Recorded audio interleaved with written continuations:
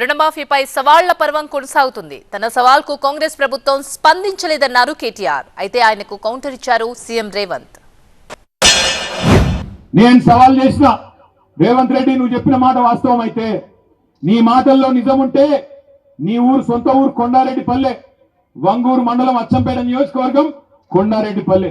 దమ్ముంటే నువ్వు నేను పోదాం కొండారెడ్డిపల్లె.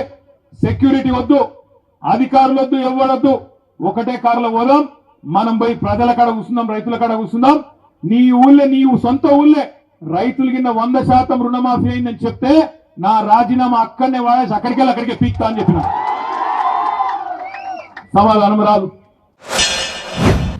ఈ కేసీఆర్, ఈ హరీష్ రావు, ఈ రామారావే కదా మిమ్మల్ని కొల్లగొట్టింది. ఆ కొల్లగొట్టిన సన్యాసులను 6 నెలల కింద మీరే కదా బొందబెట్టింది.